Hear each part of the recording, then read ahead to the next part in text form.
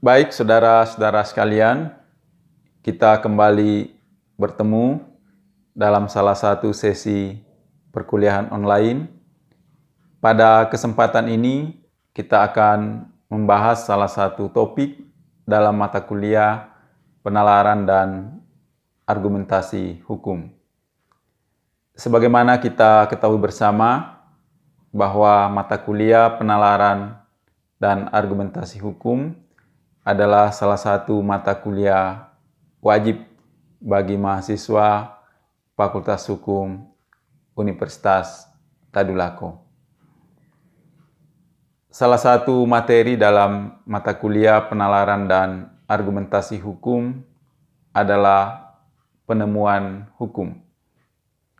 Dalam literatur kita baca atau kita kenal ada dua jenis penemuan hukum. Pertama, penemuan hukum melalui penafsiran atau interpretasi hukum, dan penemuan hukum melalui apa yang disebut dengan konstruksi hukum.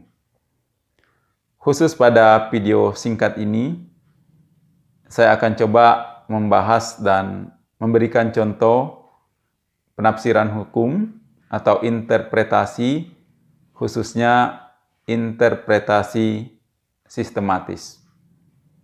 Dalam literatur kita bisa baca bahwa interpretasi atau penafsiran hukum setidaknya dibedakan atas 4 jenis. Yang pertama, penafsiran gramatikal sesuai dengan tata bahasa.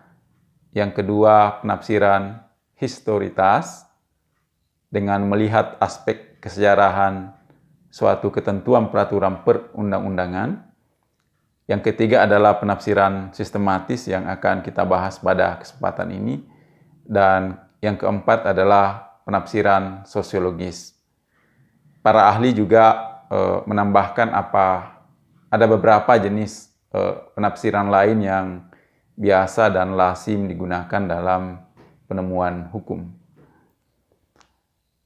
Metode interpretasi sistematis secara sederhana bisa diartikan bahwa suatu upaya untuk memahami atau memberikan makna terhadap satu ketentuan yang ada di dalam peraturan perundang-undangan dengan mengaitkan atau menghubungkan dengan ketentuan lain yang ada di dalam satu perundang-undangan tertentu. Sebagai contoh, misalnya kita melihat ketentuan yang ada di dalam pasal 23 ayat 2 Undang-Undang Dasar 1945. Di pasal tersebut ditegaskan bahwa rancangan undang-undang pendapatan dan belanja negara diajukan Presiden untuk dibahas bersama dengan Dewan Perwakilan Rakyat dengan pertimbangan Dewan Perwakilan Daerah. Kalau kita cermati ketentuan pasal 23 ayat 2 Undang-Undang Dasar 45, sebetulnya bisa memunculkan pertanyaan hukum.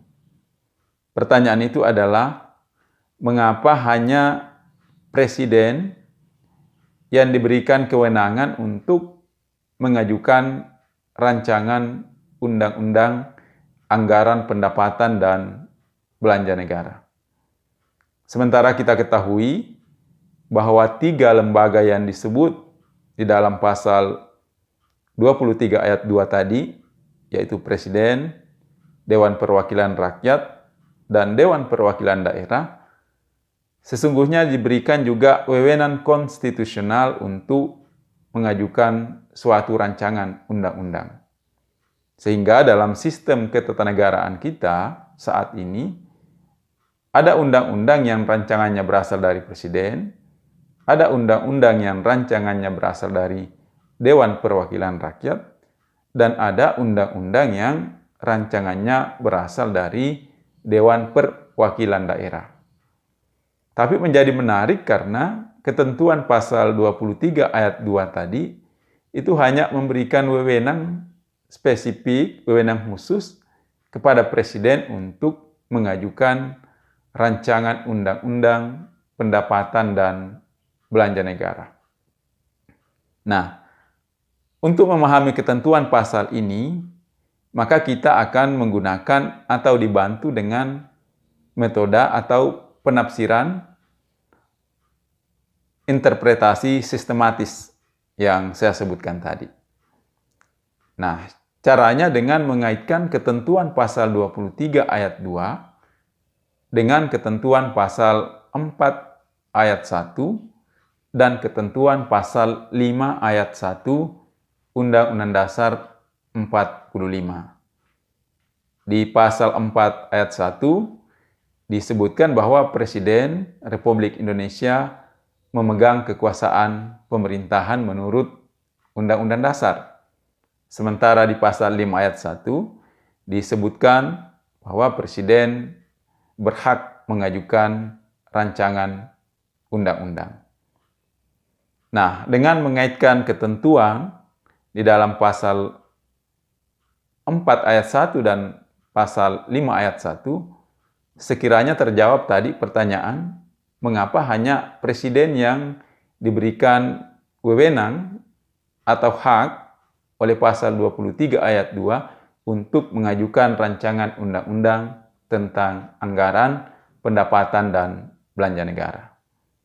Jawabannya tadi adalah di pasal 4 ayat 1 bahwa Presiden memegang kekuasaan pemerintahan.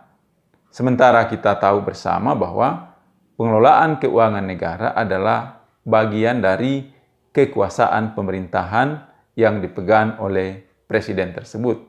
Dan itu juga ditegaskan secara eksplisit di dalam pasal 6 ayat 1 Undang-Undang Nomor 17 Tahun 2003 tentang keuangan negara. Jadi, yang berkaitan dengan pengelolaan keuangan negara merupakan bagian dari kekuasaan pemerintahan dan kekuasaan pemerintahan itu ada di tangan Presiden. Pada saat yang bersamaan, Presiden juga berhak untuk mengajukan rancangan undang-undang. Sehingga dari sini terjawab bahwa membaca pasal 23 ayat 2 itu harus dikaitkan dan tidak boleh dilepaskan dengan ketentuan pasal 4 ayat 1 sekaligus dengan ketentuan pasal 5 ayat 1 Undang-Undang Dasar 45. Nah, jawaban ini kita peroleh dengan menggunakan metode penafsiran sistematis. Nah, oleh karena itu, terkait dengan metode penafsiran sebagai sebuah metode untuk penemuan hukum, ini sebetulnya penting juga dipahami atau dipelajari bagi saudara-saudara yang sedang memprogramkan mata kuliah metode penelitian hukum, atau bahkan kalau sedang menyusun skripsi atau menyusun tesis. Karena penafsiran hukum dengan berbagai varian dan jenis tadi itu akan membantu saudara-saudara dalam menjawab isu-isu hukum yang menjadi konsen atau menjadi kajian saudara. Lebih luas, metode penafsiran sistematis sebetulnya juga berkaitan dengan apa yang kita sebut dengan lingkaran hermeneutik dalam ilmu filsafat. Lingkaran hermeneutik itu kira-kira menggambarkan bahwa untuk memahami sesuatu secara keseluruhan, maka harus dilihat bagian-bagiannya. Dan untuk memahami suatu bagian-bagian, maka harus dilihat secara keseluruhan.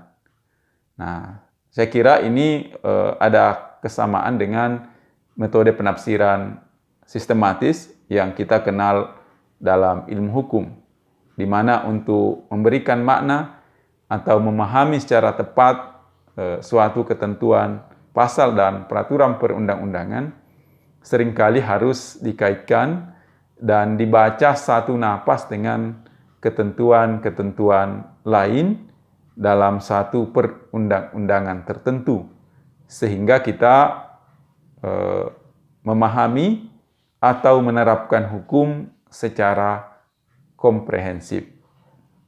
Demikian yang bisa saya sampaikan.